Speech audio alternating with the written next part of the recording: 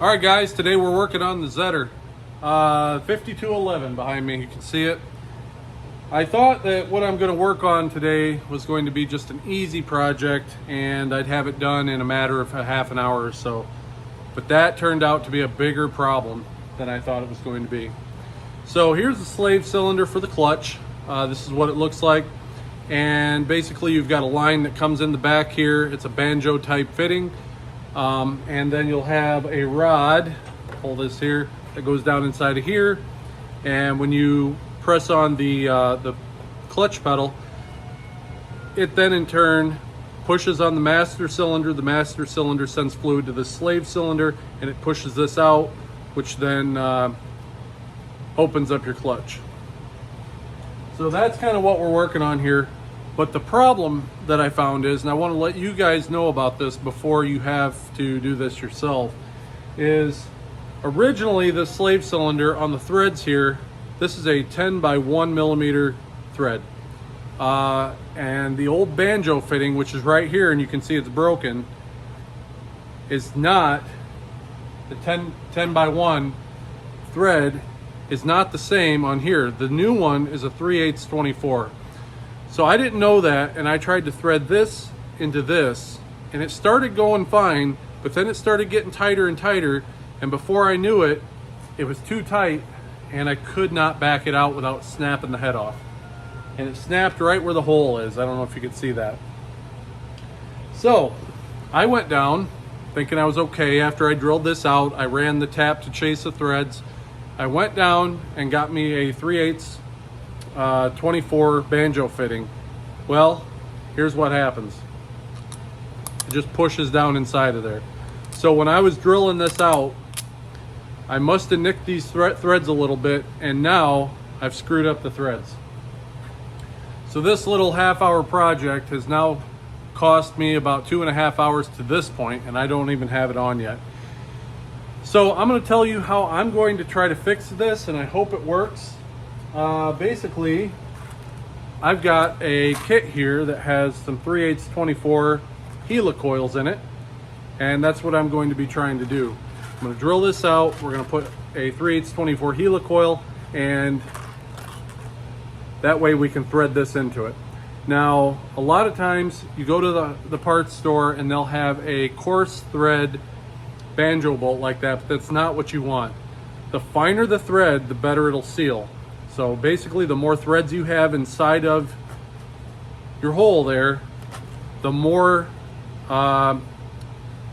likely it is to seal. So a lot of times with banjo bolts, I think they rate them at, you're supposed to have about 5 threads that are able to go in and seal up. Because you can't rely on those crush washers. They'll seal up around this area, but you'll still get leakage from the threads. So you can't rely on that.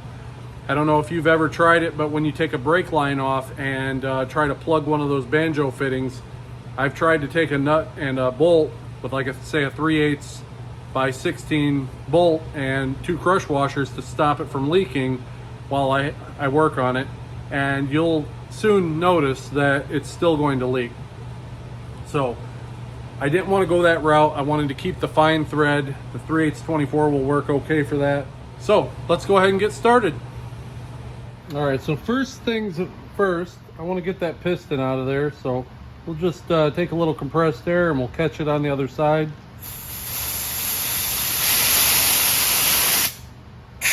There it is. Pull that out of there. We definitely don't want to have any shavings or anything to screw up these seals, so we'll want to clean it really good once we're done.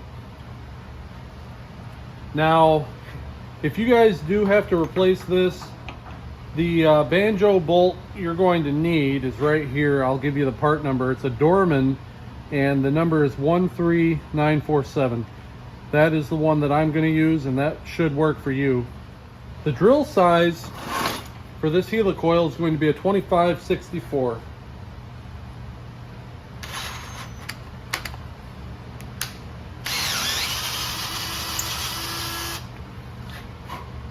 There we go. All right, we're going to go ahead and tap this.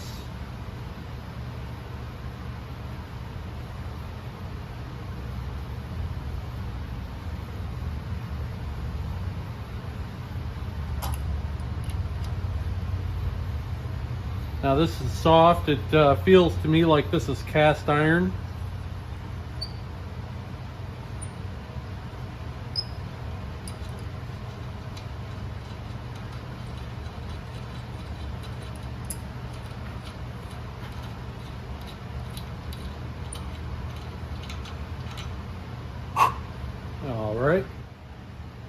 All right, I got it started here. We're going to go ahead and put some high strength thread locker on.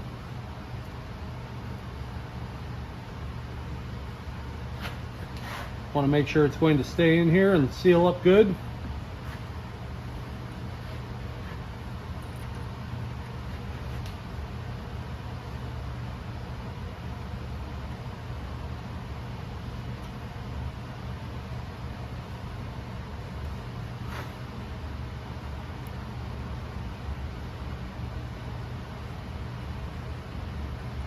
Let's see how this goes. Perfect. That'll work. We'll let that retaining compound set up in there and be back. All right, so we got everything all cured now. We're gonna go ahead and start getting this line put on here. So I got my crush washers on there, one on this side.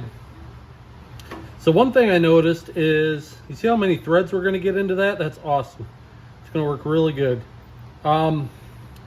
You want this fitting just slightly to the right. So if you're looking at the back of this, it's going to be off to that side there to the right. They have kind of a cutout here in the transmission to deal with that fitting, but what I did originally is I had it slightly towards the other direction and it didn't like it. So we'll go ahead and get this put in. I'll push it back down there, get everything pinned back together, and we should be good to go. Another thing that comes in handy, I noticed there's a hole here for something. I've just taken a center punch or an awl or whatever you want to call it and sticking it in there to hold it while I tighten it down.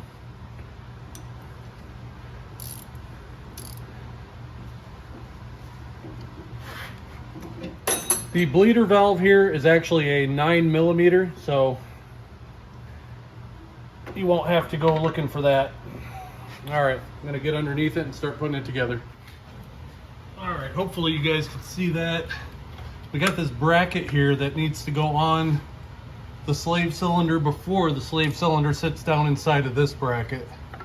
Problem is there's a little welded pin right here, and I'm not sure if we're gonna be able to get this right or not, but we'll try. Gotta get it up and over. Yeah, so that helped. There we go. Basically, that's why you have to have that fitting turned to the right, because if you don't, you're never gonna get that up and over that pin. So let's see if I can get it secured here.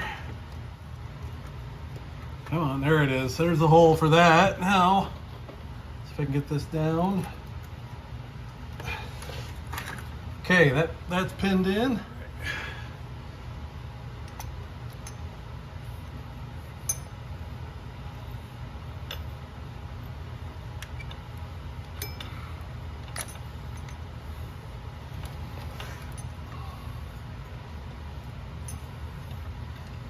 There we go. Now I am going to put new pins in here.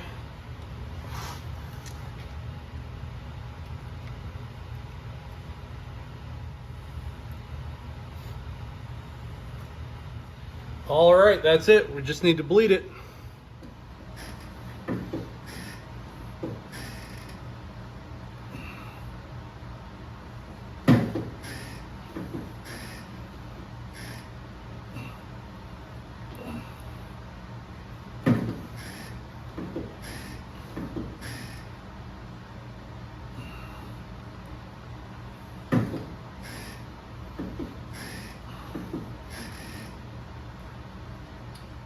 Yeah, we definitely bled them. I think it's good.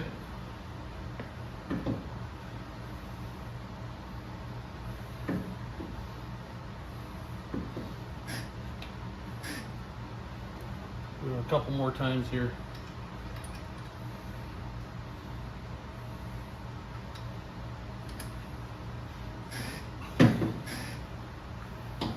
There we go. That was a lot better right there. So I guess let's see if we have a clutch.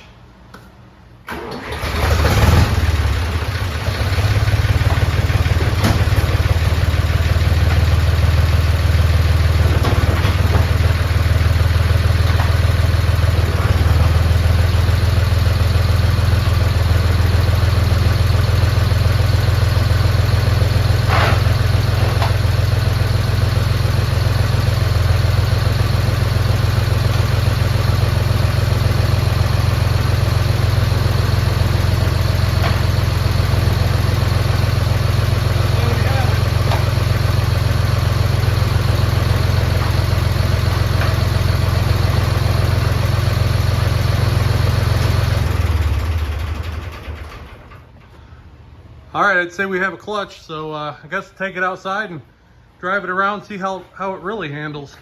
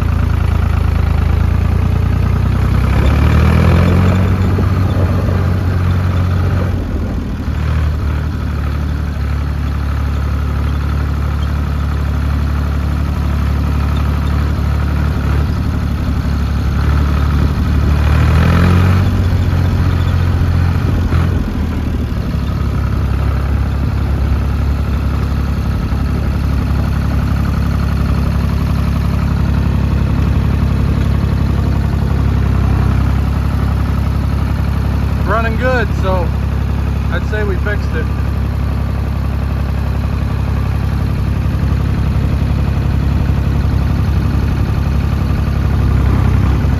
Yep. Now, got to make sure it's not leaking. Does not look like it's leaking. I know it's kind of blurry for you guys there, but there we go. I don't see anything wet down there, so I think we're good. So buyer beware when it comes to these slave cylinders for these Zetor tractors. You're going to find out that they put different threads on them now than when they made them from the factory. Sorry I didn't have a video of taking it apart and going through, you know, the leaking part of it and all that, but I did not plan on making a video on this. Just when I started running into problems, I thought I should let other people know about this so that they can hopefully avert this problem for themselves. So I hope this was very helpful for some of you, and hope you take care, and I'll talk to you on the next video.